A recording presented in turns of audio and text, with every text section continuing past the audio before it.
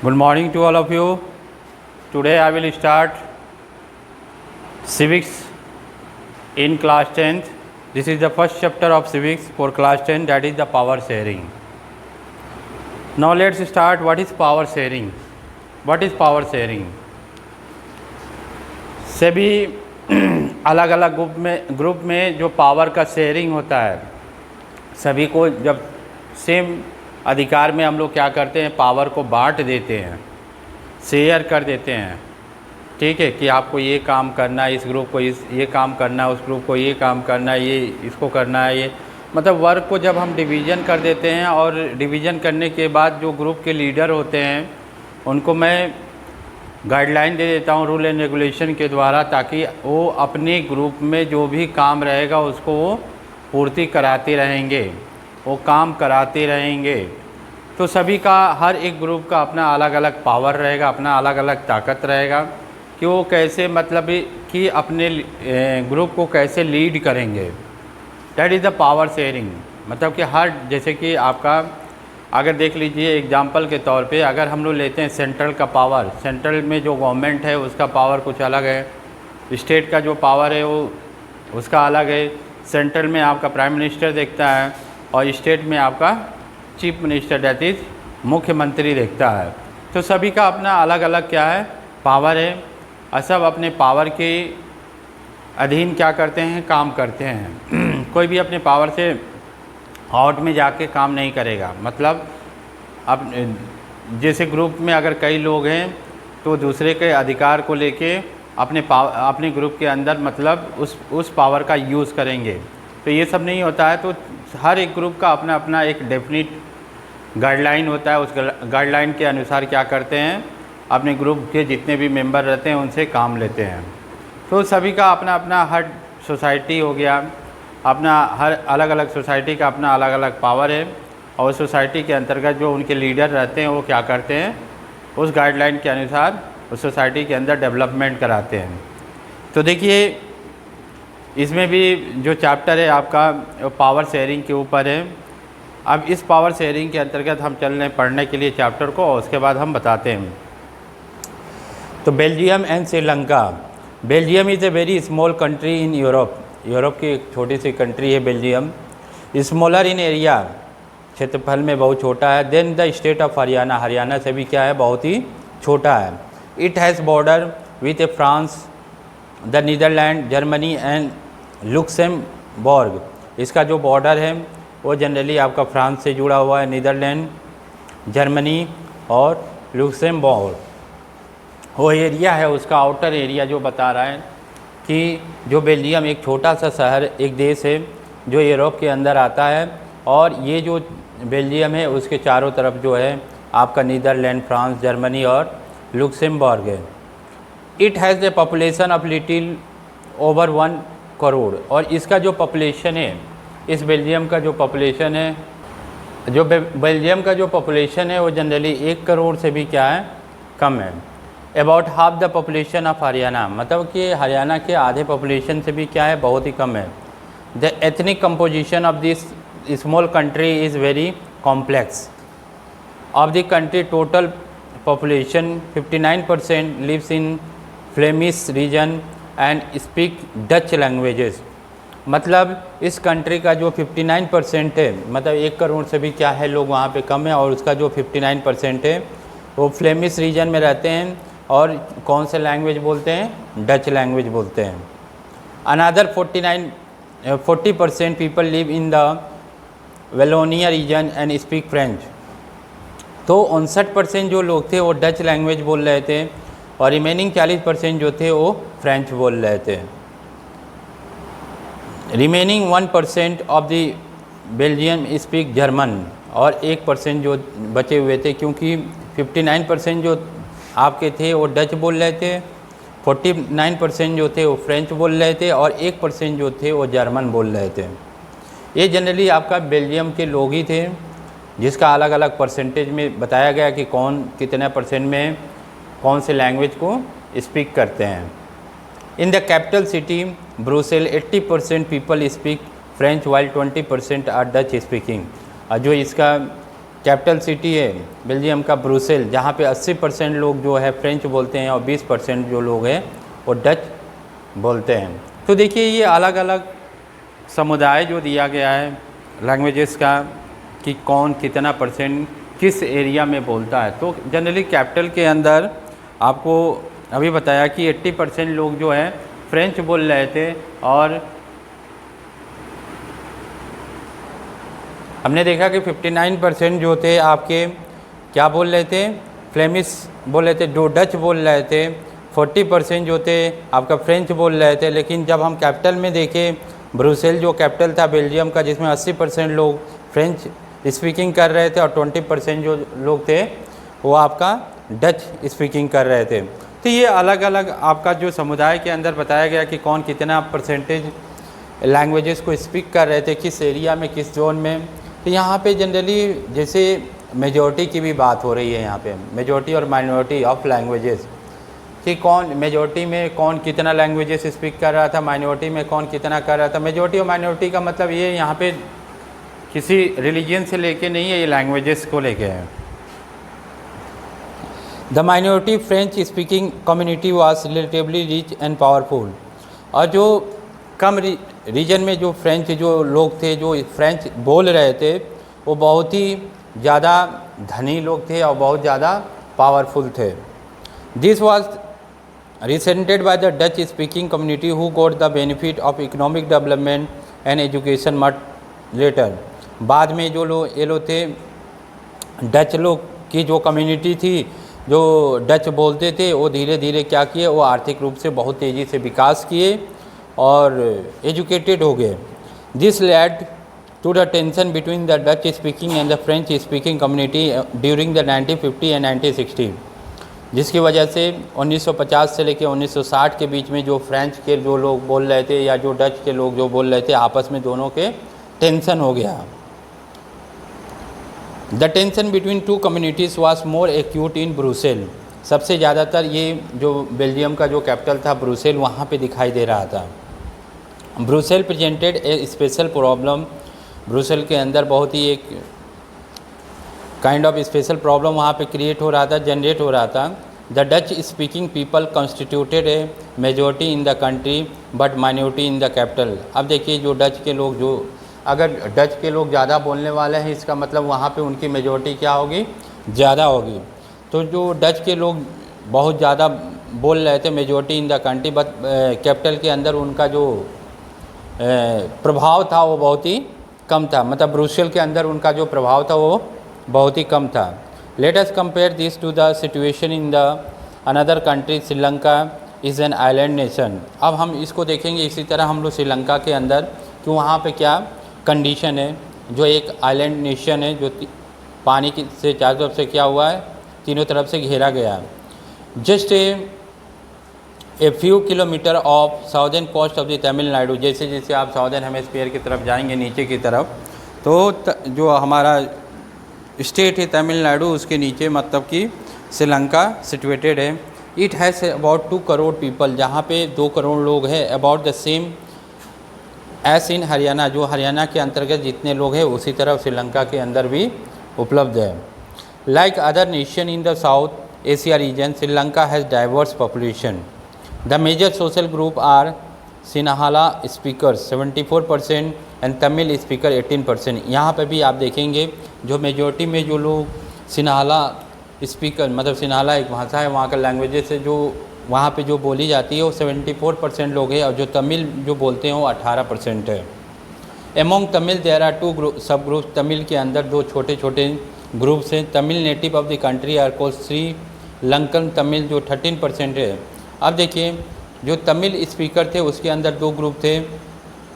जो एक ग्रुप को इन्होंने क्या नाम दिया, श्रीलंकन तमिल्स, जो 13% लोग हैं। The rest who 4 fathers come from Sri Lanka India as plantation worker during the colonial period.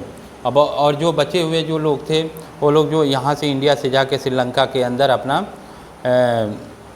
Business के तौर पे गए थे, वहाँ पे आर कोल्ड इंडियन तमिल, जिनको इंडियन तमिल के नाम से वहाँ पे जाना जाता है। As you can see from the map, map से मानचित्र के अनुसार से आप देख सकते हैं Sri Lankan Tamils are connected in the north and east of the country.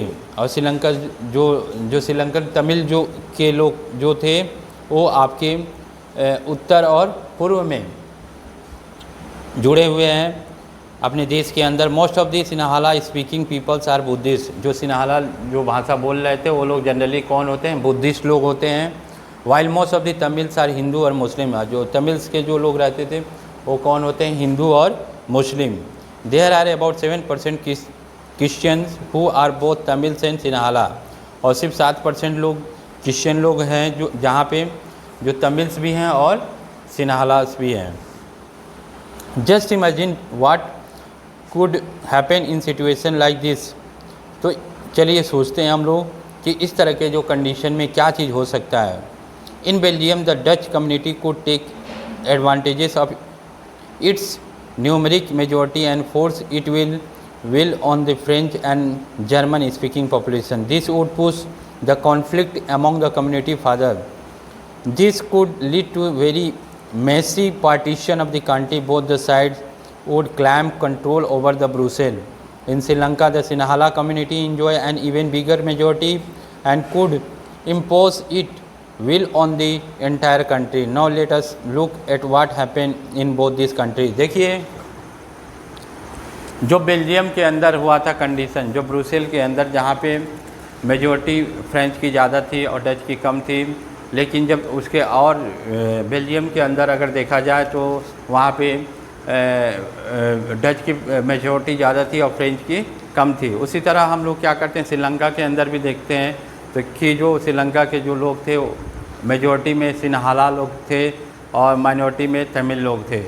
तो अगर मेजॉरिटी में जहाँ पे भी लोग रहते हैं वहाँ पे क्या होता है, उनका वर्चस्व ज़्यादा रहता है, मतलब उनका पावर क्या होता है, बहुत ज़्यादा रहता है। मतलब वो कोई भी चीज़, मतलब उनके जो लीडर होते हैं, रिप्रेजेंटेटिव होते हैं, वो क्या कर सकते हैं, वो अपने पावर का यूज़ करके वहाँ पे और ज़्यादा डेवलपमेंट करा सकते हैं अपने फील्ड और अपने क्षेत्र में। तो चलिए हम लोग देखते हैं एक एक पॉइंट को। यहाँ पे जो बेल्जियम और श्रीलंका के अंदर हुआ था, यहाँ पे जो है जनरली लैंग्वेजेस को लेके जो पार्टीशन किया गया है यहाँ पे पब्लिक के अंदर, जहाँ पे मतलब कि जो मेजॉरिटी ऑफ लैंग्वेजेस है उनका पावर ज़्यादा होगा, जो माइनॉरिटी में लैंग्वेजेस है मतलब जो स्पीकिंग ऑफ इन माइनॉरिटी है उसका पावर कम होगा। उसी तरह श्रीलंका के अंदर भी है जहाँ पे मेजॉरिटी ऑफ सिन्हाला ज़्यादा थी तो उनका पावर ज़्यादा था और तमिल्स की मेजॉरिटी कम थी तो वहाँ पे उनका पावर जो है कम है। द मेजॉरिटियन इन श्रीलंका। अब श्रीलंका के अंदर हम लोग देखेंगे कि जो मेजॉरिटी सिन्हालास का था, क्योंकि मेजॉरिटी ऑफ लैंग्वेजेस से स्पीकिंग किया जाता है श्रीलंका के अंदर, वो सिन्हालास था। Sri Lanka emerge an independent country in 1948। Sri Lanka जो है पूर्ण रूप से स्वतंत्र हुआ था 1948 में। The leaders of Sinhala community sought to secure dominance over the government by virtue of their majority. As a result, the democratically elected government adopted series of majoritarian measurement to establish the Sinhala supremacy.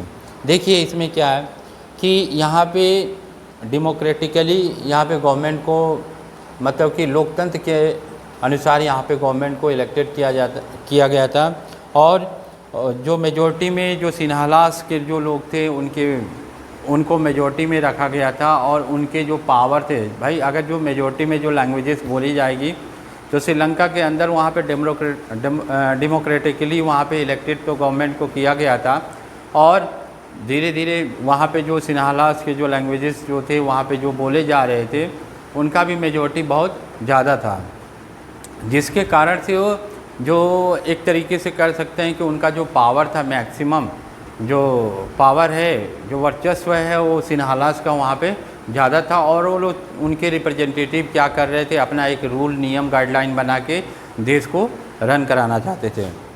In 1956 an act was pass to recognise Sinhala as the only official languages. 1956 में एक कानून पास किया गया था Sinhalese के लिए कि जो सिन्हालास है वो एक तरीके से यहाँ का एक ऑफिशियल लैंग्वेजेस होगा। दस डिसरिगार्डिंग द तमिल को छोड़ के the government follow perennial policies that favoured the Sinhalas applicants for diversity, university position and government job. A new constitution stipulated that the state shall protect the fosters Buddhism. अब देखिए यहाँ पे जो भी था कि गवर्नमेंट की जॉब के लिए यहाँ पे लिखा है ना, the government follow the peripheral policies that favour the Sinhala applicants for university position and government jobs. तो यहाँ पे जो सिन्हालास के जो लोग थे, जो सिन्हालास के जो कैंडिडेट होंगे वो यूनिवर्सिटी पोजीशन या गवर्नमेंट जॉब के लिए उनको सरकार, अब अगर इसको ऑफिशियल लैंग्वेजेस में लेके आ रहे हैं तो इसको ऐसे पेरिफेरल पॉलिसीज़ के रूप में इसको हम लोग रख देंगे और एक नया मतलब कि संविधान जो इस्टेब्लिश करेंगे जो कि बुद्धिज़्म को क्या करेगा, प्रोटेक्ट करेगा। All this government measure coming one after the other, और जितने भी गवर्नमेंट आ रही थी वो एक के बाद एक gradually increasing the feeling of alienness among the Sri Lankan Tamils, और धीरे धीरे मतलब कि ये लोग क्या कर रहे थे, जो सिन्हालास जो के लोग थे और जो तमिल के लोग थे, ये धीरे धीरे क्या कर रहे थे, आपस में मिल रहे थे, अलाइंस बना रहे थे, गठबंधन बना रहे थे। They felt that non of the major political parties led by the Buddhist Sinhalas leader were sensitive to their languages and culture. वो लोग, ये लोग जो तमिल्स के जो लोग थे वो लोग ये सोच रहे थे कि इनके जो सिन्हालास के जो पार्टी जो थी, जो रिलीजन्स की, क्योंकि ये लोग मेजॉरिटी में थे और ये लोग के जो लीडर थे, ये लोग ये सोच रहे थे कि इनके जो मेन पार्टी के जो लीडर्स हैं उसमें कोई ऐसा मतलब कि ज़्यादा सेंसिटिव मतलब बुद्धिजीवी नहीं है जो इनके मतलब कि पार्टीज़ को और ज़्यादा बढ़ा सकें। They felt that the constitution and the government policy denied them equal political rights, discriminated amongst them in getting a job and the other opportunity and ignored their interests. As a result, the relation between the Sinhalas and Tamil community strained over the time. तो इस तरह की जो अगर मन के अंदर भावना प्रकट हो रही थी उन दोनों मेजॉरिटी एंड माइनॉरिटी सिन्हालास और तमिल के बीच में, तो ये ज़्यादा देर तक मतलब कि कम्युनिटी जो समुदाय जो ये बनी हुई थी तो ये ज़्यादा देर तक ये टिक नहीं पाई थी और एक तरीके से तनाव के रूप में ये ज़्यादा दिन तक चल रही थी, क्योंकि दोनों के पक्ष के जो लोग थे एक दूसरे को अगेंस्ट में देख रहे थे। The Sri Lankan Tamils launch parties and struggle for the recognition of Tamil as an official languages. और जो श्रीलंकन के जो तमिल्स के जो लोग थे वो लोग अपनी एक पार्टी मतलब कि लॉन्च किए और उसके लिए वो लोग बहुत ज़्यादा मेहनत किए, स्ट्रगल किए, और ताकि मतलब कि वो तमिल के जो लैंग्वेजेस है, भाषा है श्रीलंकन की, तो उसको भी एक तरीके से ऑफिशियल भाषा लिया जाए। For regional autonomy and equality of opportunity in securing the education and job, ताकि उनको भी मतलब कि एक बराबर के वरीयता दिया जाए, और चाहे वो एजुकेशन में हो चाहे जॉब में हो। But their demands for more autonomy to provinces populated by the Tamils was repeatedly denied. By 1980, several political organizations were formed demanding an independent Tamil Elam state in northern and eastern parts of Sri Lanka. लेकिन बहुत से जो लोग थे, political organisation थे 1980 में श्रीलंका के अंदर जो तमिल के एक अलग स्टेट देखना चाह रहे थे नॉर्दर्न और eastern part of the Sri Lanka के अंदर। The distrust between the two community turn into the widespread conflict. और धीरे धीरे जो सिन्हालास और तमिल के बीच में जो झगड़ा था वो बहुत तेज़ी से और ज़्यादा रंग लेने लगा और बहुत तेज़ी से बढ़ने लगा। It soon turn into the civil war, और धीरे धीरे मतलब कि आम लड़ाई की तरफ बढ़ने लगा, बहुत तेज़ी से ये क्या हुआ, इंक्रीज़ हो गया। ऐसे result thousands of people of both the community have been killed, जिसके कारण से अगर ये वार बढ़ गया था, सिविल वार के रूप ले लिया था, तो ये धीरे धीरे मतलब दोनों समुदाय के बीच के लगभग 1000 से भी ज़्यादा लोग क्या किए थे, मारे गए थे। Many families were force to leave the country as a refugee and many more loss their livelihood. बहुत से लोगों को उनके घर से बेघर कर दिया गया और उनके जनजीवन को नष्ट कर दिया गया और उनको बोला जा रहा था कि आप देश छोड़ के चले जाएं। You have read in chapter 1 of economic textbook for class 10 about the Sri Lanka's excellent record of economic development। आप लोग क्लास 10th के इसी के इकोनॉमिक्स चैप्टर में आप पढ़ेंगे कि जो श्रीलंका का जो आर्थिक डेवलपमेंट है वो बहुत ही अच्छा माना जाता था, चाहे वो एजुकेशन में हो चाहे उसके स्वास्थ्य विभाग में हो। But the civil wars pose a terrible setback to the social cultural and economic life of the country. देखिए, अगर किसी भी देश के अंदर अगर वार होता है तो उसके वहाँ की एजुकेशन, उस वहाँ का मेडिकल, वहाँ के सोशल और वहाँ के कल्चरल या इकोनॉमिक्स के अंदर बहुत ज़्यादा नुकसान पहुँचता है। मतलब हर एक फील्ड के अंदर मतलब वहाँ पे क्षतिग्रस्त हो जाता है। तो जब इस तरह का कॉन्फ्लिक्ट जब चल रहा था श्रीलंका के अंदर सिन्हालास और तमिल के बीच में, तो वहाँ के जनजीवन के ऊपर बहुत ज़्यादा उसका प्रभाव पड़ा। और कई तमिल्स को मतलब कि जब कॉन्फ्लिक्ट होता है, जब लड़ाई होती है, जब झगड़ा होता है दो समुदाय के बीच में, तो उसके अंदर बहुत से लोग अपने लाइफ को डेथ की तरफ लेके चले जाते हैं। अब बहुत से उनकी लाइवलीहुड नष्ट हो जाती है। एकोमोडेशन इन बेल्जियम, तो देखिए कौन कौन से सहायता वहाँ पे पहुँचाया गया था, कौन कौन सी चीज़ें वहाँ पे उपलब्ध कराया गया था, कौन कौन सी चीज़ें उनको मिला था। The Belgium leader took a different path, जो बेल्जियम के जो लीडर थे वो अपना एक अलग ही रास्ता अपनाए। They recognise the existence of regional differences and cultural diversity between 1970 to 1993. They amended their constitution 4 times so as to work out an arrangement that would enable everyone to live together within the same country. तो देखिए यहाँ पे श्रीलंका के अंदर क्या था, जो Sinhalese और तमिल के बीच में जो कॉन्फ्लिक्ट हो रहा था, जिसके कारण बहुत से लाइफ जो है नष्ट हो गया। लेकिन जो बेल्जियम के जो लोग थे, जो लीडर जो थे, वो लोग अलग ही कुछ सोच रहे थे कि जो यहाँ पर फ्रेंच और डच जो बोले जा रहे हैं अलग अलग माइनॉरिटी और मेजॉरिटी की वजह से, तो यहाँ पे उन लोग के बीच में कॉन्फ्लिक्ट ना हो और वो लोग अपने मतलब कॉन्स्टिट्यूशन के अंदर बहुत ज़्यादा अमेंडमेंट किए, बदलाव लेके आए और बहुत से ऐसे नियम, रूल, रेगुलेशन, गाइडलाइन जोड़े ताकि देश के अंदर जितने भी लोग रहें वो एक ही देश के अंदर रहें, वहाँ से कोई रिफ्यूजी ना हो। The arrangement they work out is different from any other country and very innovative. Here are some of the element of the Belgium model. देखिए बेल्जियम मॉडल के लिए क्या क्या चीज़ें तैयार की गई थी।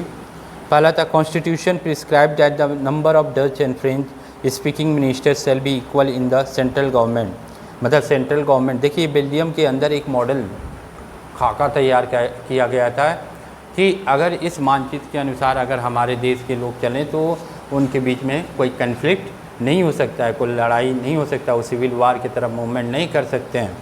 तो उसके लिए यहाँ पे ये बताया गया था, वहाँ के जो संविधान के अंदर उन्होंने एक मॉडल मतलब कि एक प्रस्ताव रखे थे, बनाए थे, मेमोरेंडम क्रिएट किए थे कि जो डच और फ्रेंच के जो लोग थे वो सेंट्रल गवर्नमेंट के अंदर उन सबका दोनों का सेम वरीयता में रहे, मतलब कि दोनों को सीट जो है एक बराबर हिस्से में मिले। अब ये नहीं कि जो मेजॉरिटी में है उनको ज़्यादा मतलब हाई लेवल में मिला, जो माइनॉरिटी में उनको कम लेवल में मिले, तो ऐसा कुछ नहीं था। इन दोनों को क्या किया जा रहा था, सेंट्रल लेवल के या सेंट्रल गवर्नमेंट के अंदर दोनों को सेम वरीयता, इक्वल सीटें जो थी उनको दी जा रही थी। Some special law required to support the majority of the member from each linguist group, thus no single community can make decision unilaterally. देखिए यूनिलेटरली, यहाँ पे लिंग्विस्ट का मतलब ग्रुप क्या होता है, जो दोनों के अंदर मतलब रहते हो, चाहे वो फ्रेंच भी बोले और चाहे डच बोले। तो यहाँ पे जो है किसी को ये नहीं है कि आप एक ही समुदाय को सपोर्ट करें, तो यहाँ पे मतलब कि वहाँ पे यूनिलेटरली नहीं, मतलब एक ही के तरफ वो अपना डिसीजन नहीं दे सकते हैं, वहाँ पे उनको दोनों के तरफ डिसीजन देना ज़रूरी था ताकि इससे मतभेद पैदा ना हो दोनों मेजॉरिटी और माइनॉरिटी सोसाइटी के अंदर। Many power of the central government have been given to the state government up to region of the country. बहुत से पावर जो थे सेंट्रल गवर्नमेंट के वो स्टेट गवर्नमेंट को दे दिया गया था। The state government are not subordinate to the central government. State government जो है वो अपना हस्तक्षेप कोई नहीं करता सेंट्रल गवर्नमेंट को। Brussels has a separate government in which both the community have equal representation. तो यहाँ पे जो ब्रुसेल जो बेल्जियम का कंट्री था, इसके अंदर जो दोनों कम्युनिटी थी, चाहे डच की हो चाहे फ्रेंच की हो, इन दोनों के पास जो उनके जो रिप्रेजेंटेटिव थे वहाँ पे क्या दोनों में बराबर की भावना रखनी चाहिए। The French speaking people accepted equal representation in Brussels because the Dutch speaking community has accepted equal representative in the central government. मतलब कि जो आपका कैपिटल था ब्रुसेल, उसके अंदर जो फ्रेंच और डच के जो लोग थे उनके जो रिप्रेजेंटेटिव थे वह सेंट्रल गवर्नमेंट के अंदर दोनों का क्या होना चाहिए, बराबर होना चाहिए। Apart from the central and the state government there is a third kind of government. Central और स्टेट गवर्नमेंट को छोड़ के एक तीसरे तरह का सरकार होती है। This community government is elected by the people belonging to one language community. मतलब इस समुदाय के अंदर जो इसके अंदर जो सरकार होती है उसमें सिर्फ एक ही टाइप का लैंग्वेज भाषा को बोली जाती है, डच, फ्रेंच और German speaking. No matter where they live, ये नहीं मायने रखता है कि वो कहाँ पे रहते हैं। This government has power regarding cultural, educational and languages related issue. और ये जो होते हैं वहाँ के वेशभूषा के, वहाँ के शिक्षा और वहाँ के भाषा पे निर्धारित रहता है। You might find the Belgium model very complicated. आपने देखा कि जो बेल्जियम के मॉडल थे बहुत ही ज़्यादा कॉम्प्लिकेटेड थे। It need a very complicated even for people living in Belgium, चाहे वो बेल्जियम के अंदर रहते हों। But this arrangements have work well so far. लेकिन इस तरह के जो अरेंजमेंट बनाए गए हैं ये बहुत ही अच्छी तरह से आगे चलेंगे। They help to avoid the civic strike between two major community and possible division of the country on linguist line. और दोनों को मतलब कि जो दोनों समुदाय जो थी इन दोनों को एक लाइन पे लाने के लिए ये क्या कर रहे थे, ये बहुत ही अच्छा मॉडल है। When many countries of Europe come together to form a European Union, Brussel was chosen as headquarter. जब यूरोप के बहुत से देश जो थे जब एक साथ मिले और यूरोपियन यूनियन बनाए तो जिसमें से ब्रुसेल को इन्होंने अपना हेडक्वार्टर बनाया। What do we learn from this two stories of Belgium and Sri Lanka. Belgium और श्रीलंका की जो स्टोरी अभी आपको हमने बताया उस स्टोरी से आपको क्या शिक्षा मिलती है। बोथ आर डेमोक्रेसीज, दोनों लोकतांत्रिक हैं। At they dealt with the question of power sharing differently, लेकिन दोनों के अंदर जो पावर की जो शेयरिंग है वो क्या है, अलग अलग है। In Belgium the leader have realized that the unity of country is possible only by respecting the feeling and interest of different community and region। तो देखिए यहाँ पे क्या है, बेल्जियम के अंदर जो वहाँ के जो लीडर थे वो लोग ये महसूस किए कि अगर लोगों का अगर हम लोग रिस्पेक्ट दें तो वो क्या होता है कि वहाँ पे लोग भी हमें क्या करेंगे, रिस्पेक्ट देंगे। Such realisation resulted in community acceptable arrangement for sharing power. Sri Lanka show a contrasting example. It shows us that if a majority community want to force its dominance over others and refuses to share the power, it can undermine the unity of the country। देखिए अगर majority हो चाहे minority हो, देखा कि अलग अलग power जो आपको यहाँ पे दिखाई दे रहा था, मतलब कि आपका बेल्जियम के अंदर जो आपके मॉडल बने हुए थे वो कैसे वो अपने मतलब देश को कैसे आगे प्रोसीड करेंगे उस मॉडल के अनुसार। लेकिन जब हमने श्रीलंका के अंदर देखा कि श्रीलंका के अंदर अलग अलग समुदाय जो थी, लेकिन वो श्रीलंका के जो कि आपके श्रीलंकाना थे और आपके तमिल्स के जो लोग थे उसको लिंग्विस्ट में लेके आना चाहते थे, दोनों को कंबाइन करके एक, ताकि वहाँ के जो लीडर रहे वो अपने देश के लिए काम कर सके और उसके अंदर यूनिटी हो, चाहे मेजोरिटी के लोग हो चाहे माइनॉरिटी के लोग हों। अब देखिए why power sharing is desirable. Thus two different set of reason can be given in favour of power sharing. अगर दो मतलब कि वो होते हैं रीज़न्स होते हैं जो पावर शेयरिंग को दिया जाता है कि क्यों पावर शेयरिंग उसको मतलब कि उस सोसाइटी मेजोरिटी जिसकी तरफ मेजोरिटी है तो उसको पावर शेयरिंग क्यों ज़्यादा दिया जाता है। Firstly power sharing is a good because it help to reduce the possibility of conflict between two social group. अगर दो सोशल ग्रुप हैं उस दोनों सोशल ग्रुप के अंदर झगड़ा ना हो, उसमें क्या करते हैं कि पावर की शेयरिंग कर देते हैं ताकि दोनों के पास बराबर के हक हो कोई डिसीजन लेने में। Since social conflict often lead to violences and political instability, power sharing is a good way to ensure the stability of political order. Imposing the will of majority community over the other way look like an attractive options in the short run, but in a long run it undermines the unity of nation। देखिए इसमें क्या होता है कि एक तरीके से ये समुदाय के अंदर यूनिटी लाने में भी बहुत ज़्यादा हेल्पफुल करता है, क्योंकि चाहे मेजॉरिटी के हो माइनॉरिटी के हो, वहाँ पे दोनों के पास अगर पावर शेयरिंग बराबर होता है तो एक तरीके से देश जो है आपका यूनिटी के थ्रू क्या करेगा, रन करेगा, मतलब एकता रहेगा उस देश के अंदर। Training of the majority is not just a oppressive for the minority, it often bring ruin to the majority as well। जैसे कि अगर कोई गवर्नमेंट है उसके अगेंस्ट में आपका अपोजिशन पार्टी रहता है, तो कभी अपोजिशन पार्टी भी ऐसे पॉइंट को उजागर करता है हाउसेस के अंदर कि जो पॉइंट जो है आपके मेजॉरिटी के लोग नहीं जानते रहते हैं। इसलिए अपोजिशन भी होना बहुत ज़रूरी है। अगर अपोजिशन पार्टी अच्छी हो, अच्छे से अगर लीड कर रहे हैं, उनके जो लीडर हैं, जो रिप्रेजेंटेटिव हैं वो अच्छे हैं, अच्छे वक्ता हैं, तो अपने पॉइंट को बहुत अच्छी तरह से वो रख सकते हैं और उस पर बहुत ही अच्छा बहस हो सकता है उस पॉइंट को लेकर। तो अपोजिशन भी रहना क्या है, ज़रूरी है, क्योंकि हर एक पॉइंट पे मेजॉरिटी वाले जितने भी जो सेंट्रल गवर्नमेंट को रन कराते हैं वो जो है मतलब कि हर एक पॉइंट को नहीं देख सकते हैं।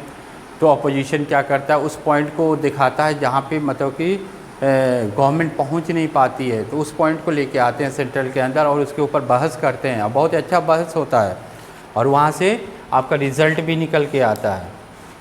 तो ये नहीं कि जो मेजॉरिटी में लोग हैं वो माइनॉरिटी वालों को दबा दें, ऐसा कुछ नहीं होता है। तो अपोजिशन भी होना, विपक्ष भी होना बहुत ज़रूरी है। There is a second deeper reason why power sharing is good for democracy. देखिए दूसरा रीज़न जो है यहाँ पे बता रहा है कि डेमोक्रेसी के लिए बहुत ही ज़्यादा इम्पॉर्टेंट होता है, लोकतंत्र के लिए बहुत ज़्यादा इम्पॉर्टेंट होता है। Power sharing is very spirit of democracy। A democratic rule involves sharing power with those affected by its exercise and who have to live with it effective। People have right to consult on how they are to be governed। A legitimate government is one where citizens through the participation acquire a stake in the system। Let us call first of reason prudential and the second is moral। While the prudential reason stressed that power sharing will bring out better outcomes, moral reason emphasizes the fact very act of power sharing is valuable। तो देखिए इसके अंदर ये बताया गया है कि जो आपका पावर शेयरिंग है वो डेमोक्रेसी के अंदर बहुत ज़्यादा इम्पॉर्टेंट है, क्योंकि हर जो रिप्रेजेंटेटिव होते हैं या लीडर होते हैं वो जनता के द्वारा चुन के आते हैं डेमोक्रेसी के अंदर। और यहाँ पे क्या होता है कि उनके मतलब कि कामों को देखते हुए लोग अगले मतलब कि 5 ईयर के लिए उनको इलेक्ट करते हैं। जो अच्छे रिप्रेजेंटेटिव होते हैं वो अपने एरिया, अपने सोसाइटी में अच्छा काम करते हैं, क्योंकि उनको भी अपने आगे आने वाले मतलब कि वर्क्स के ऊपर ध्यान देना पड़ता है, ताकि मतलब आने वाले और जो 5 ईयर का जो उनका टेन्योर रहेगा, उनका ड्यूरेशन रहेगा और अच्छी तरीके से वो चले। तो यहाँ पे जो पब्लिक है उनको क्या करती है, इलेक्ट करती है और जो पावर इनको मिलता है इन डेमोक्रेटिक कंट्री के अंदर वो बहुत ही अच्छी तरीके से इस्तेमाल भी करते हैं, और जिसमें आपको इसका मतलब कि नैतिक भी चीज़ें दिखाई देता है, उसका वैल्यूबल मतलब मोरल भी कीमती चीज़ें भी दिखाई देता है। क्योंकि जो यहाँ पे डेमोक्रेटिक कंट्री के अंदर जो रिप्रेजेंटेटिव होते हैं वो अपना पूरा मतलब कि 100% देते हैं, ताकि उनके जो वर्क रहते हैं उस वर्क से मतलब कि लोग उनसे बहुत ज़्यादा प्रभावित हो और समाज के अंदर जो लोग उनके प्रति जो सोच रखें वो अच्छा रखें, ताकि मतलब कि उनको और अगले आने वाले 5 ईयर के लिए मतलब कि फिक्स रहे। क्योंकि लोग जो रिप्रेजेंटेटिव होते हैं उनके वर्क ही उनको डिसाइड करता है क्या वो आने वाले 5 ईयर्स तक टिक पाएंगे कि नहीं टिक पाएंगे। मतलब अगले 5 ईयर्स के बाद मतलब जो इलेक्शन होगा उसमें यहाँ के जो पब्लिक रहेगी वो इलेक्ट कर पाएगी कि नहीं कर पाएगी।